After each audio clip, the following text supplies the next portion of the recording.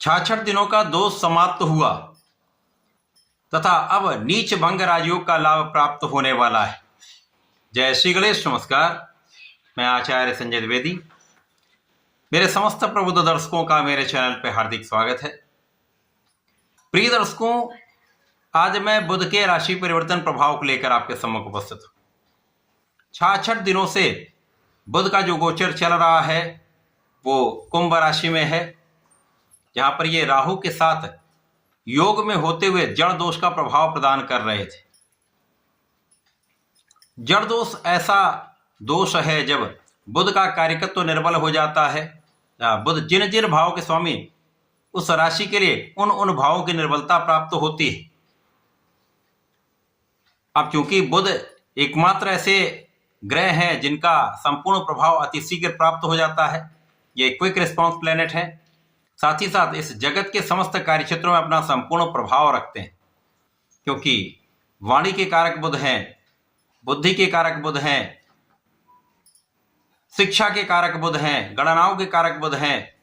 किसी भी प्रकार का कोई भी व्यापार, चाहे वो बड़ी इंडस्ट्री हो या छोटा व्यापार हो, समस्त व्यापार बुध के कार्यकत्व में आता है। तो बुध के बिना कोई कार्य क्षेत्र संभव नहीं है, क्योंकि जहां पर वाणी है वहां पर बुध है। बुद्धि, गणना, ये सब बुध के कार्यकत्व में आते हैं। कला क्षेत्र का जितना भी भाव है वो बुध का कार्यकत्व है। अब बुध 10 अप्रैल को अपनी राशि का परिवर्तन करने वाले हैं। 10 अप्रैल को जब ये राशि परिवर्तन करेंगे तो मीन राशि में इनका प्रवेश होगा। यद्यपि मीन राशि बुध की नीच राशि है, परंतु यहां पर इनका नीचत्व भंग रहेगा, जिसके कारण कुछ विशिष्ट प्रभाव प्राप्त होंगे, क्योंकि जब नीचत्व भंग हो जाता तो नीच भंग राजयोग का प्रभाव प्राप्त होता है। इसके साथ ही साथ मीन राशि में पहले से ही शनि और सूर्य का मंगल के साथ गोचर चल रहा होगा, जिसके कारण चतुर्ग्रही योग का निर्माण होगा। कुछ विशिष्ट प्रभाव, अत्यंत बड़े लाभ आपको प्राप्त होने वाले।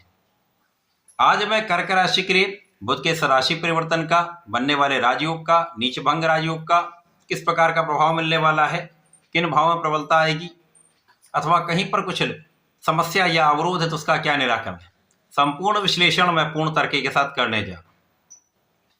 प्रिय दर्शकों, इस राशिफल को आप अपने लग्न तथा राशि दोनों के अनुसार देख सकते हैं।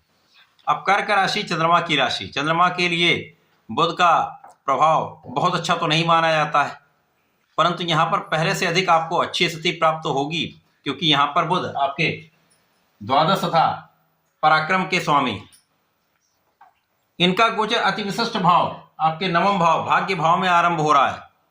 तो भाग्य भाव में शनि का गोचर चल रहा है, मंगल है, और बुध का, मंगल के साथ तो मित्रोत्व भाव नहीं होता, परंतु शनि के साथ अति मित्र का भाव है, सूर्य के साथ अति मित्र का भाव है।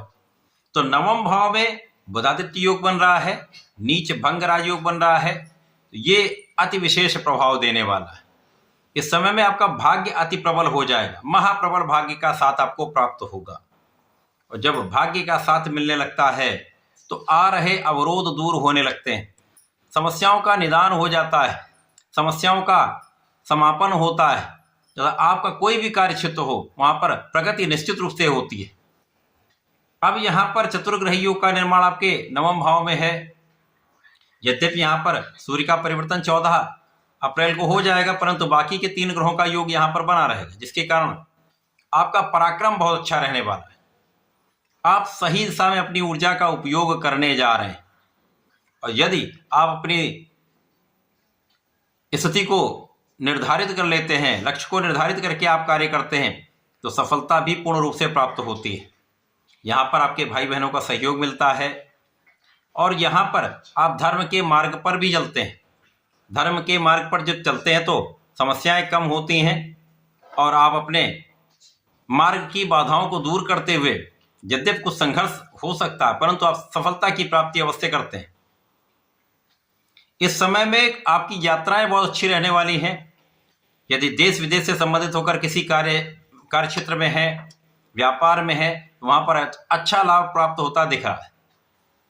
इसी प्रकार से इस समय में कार्य क्षेत्र में पहले से अधिक प्रबलता आ जाएगी। कार्य क्षेत्र में लोगों का सहयोग मिलेगा। विशेष रूप से यहाँ पर आपके उच्चाधिकारियों का साथ प्राप्त होता है। शासन प्रशासन का सहयोग मिलता है। तो अभी जो समस्याएं शासन प्रशासन से आ रही थी या आपके उच्चाधिकारी का उतना सहयोग नहीं मिल रहा था, कहीं ना कहीं कुछ अवरोध या असहयोग जो चल रहा था वो दूर होगा, और आपके साथियों का, आपके उच्चाधिकारियों का साथ जब मिल जाता तो आप अपने लक्ष्य को आसानी से प्राप्त कर पाते हैं। इसी प्रकार से व्यापारिक अक्षमताएं दूर होंगी। यहाँ पर व्यापार में जो आपका धन अवरुद्ध हो रहा था वो समस्या दूर होगी। यदि आपका कहीं धन फंसा हुआ है वो भी धन आपको प्राप्त हो सकता है।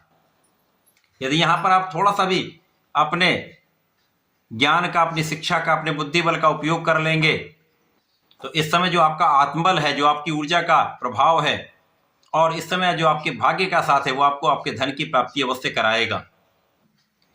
इस समय आपका इंट्यूशन, आपका पूर्वानुमान बहुत अच्छा रहने वाला है। तो अपने पूर्वानुमान को समझकर यदि आप आगे कोई भी कार्य करते हैं तो उसका एक अच्छा लाभ भी आपको प्राप्त होगा। साथ ही साथ यहाँ पर यदि आप उच्चतर शिक्षा प्राप्त करने जा रहे हैं, हायर एजुकेशन में कुछ विशेष शिक्षा की प्राप्ति करने जा रहे हैं, तो वहां पर आपको सफलता अवश्य प्राप्त होगी। तो जो अभी अवरोध आ रहा था, आपके मन के अनुसार आपका काम नहीं बन पा रहा था, वो समस्याएं दूर होंगी। इसी प्रकार से जीवन साथी के साथ पहले से अधिक सामंजस्य बढ़ जाएगा। जीवन साथी के साथ आपसी सामंजस्य बढ़ता है, समझदारी बढ़ती है, तो यहाँ पर आपका आपसी संबंध बहुत अच्छा रहता है। साझेदारी में आ रही समस्याओं का निराकरण यहाँ पर होगा। साझेदारी में जो धोखे की संभावना बनी हुई थी या जो आपका साझेदारी से जो एक असहयोग था वो यहाँ पर कम होने लगेगा, और आप अपने कार्यक्षेत्र में, अपने साझेदारी के भाव में पहले से अधिक आपको लाभ प्राप्त होगा। इस समय में आपके सुख संसाधन बढ़ सकते हैं। सुख संसाधन का आप लाभ तो अवश्य लेने वाले, सुखों का उपभोग तो आप अवश्य ही करने वाले। इस समय में आपके पिता का भाव प्रबल होगा, पिता से आप पूर्ण लाभ ले पाएंगे, और पिता के कार्यक्षेत्र में प्रगति से उनका नाम भी बढ़ेगा, उनको धन की भी अच्छी प्राप्ति होने वाली है। तो ये जो समय है वो आपके लिए अच्छा है। इस समय में आप अपने ज्ञान का सही उपयोग कर लेंगे, अपने धैर्य के साथ निर्णय लेंगे, सोच विचार कर कार्य करेंगे तो किसी प्रकार की कोई बड़ी समस्या यहाँ पर नहीं होने वाली।